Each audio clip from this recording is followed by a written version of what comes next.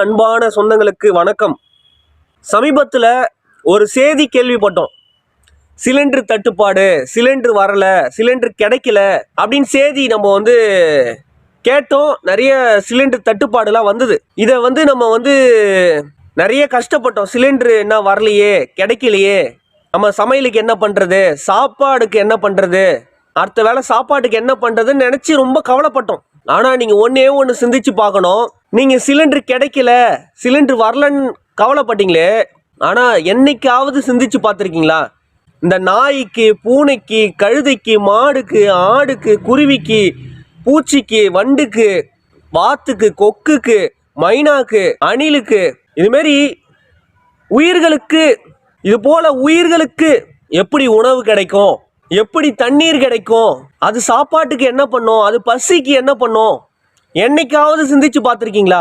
உங்கள் வயிற்று பசி தான் நீங்கள் சிந்திச்சு பார்க்குறீங்களே தவிர, உங்கள் சுயநலத்தை தான் சிந்திச்சு பார்க்குறீங்களே தவிர, உங்கள் சூழலில் இருக்கிற உயிர்களோட பசியை சிந்திச்சு பார்த்துருக்கீங்களா? என்னைக்காவது உங்கள் சூழலில் இருக்கிற உயிருக்கு தாகம் எடுக்குமே, அதை சிந்திச்சு பார்த்துருக்கீங்களா? அதுக்கு எப்படி தண்ணி கிடைக்கும், அதுக்கு எப்படி சாப்பாடு கிடைக்கும், அதுக்கு எப்படி உணவு கிடைக்கும், அது பாதுகாப்பாக இருக்குமா? என்னைக்காவது சிந்திச்சு பார்த்துருப்பீங்களா? தன் வயிற்று பசியை மட்டும் யோசிக்கிறீங்க, தன் தாகத்தை மட்டும் யோசிக்கிறீங்க. தன் தாகத்துக்கு தண்ணீர் கிடைச்சா போதும், தன் பசிக்கு உணவு கிடைச்சா போதும்.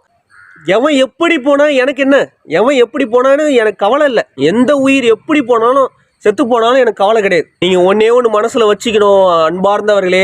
பறவை இனங்கள், இந்த உயிரினங்கள், இந்த பூச்சி இனங்கள், இந்த விலங்குகள், இந்த காடுகள், இந்த மரங்கள், இது இல்லாமல் நம்மளால் வாழ முடியாது. ஆனால் இந்த மனித இனம் இல்லாமல் இந்த உயிர்கள் எல்லாம் வாழ்ந்து விடும், இந்த உயிரினங்கள்லாம் வாழ்ந்து விடும். ஆனால் மரம், காடு, மலை, காற்று, விலங்குகள், பறவைகள், பூச்சிகள், மிருகங்கள் இல்லாமல் இந்த மனிதனால் வாழ முடியாது.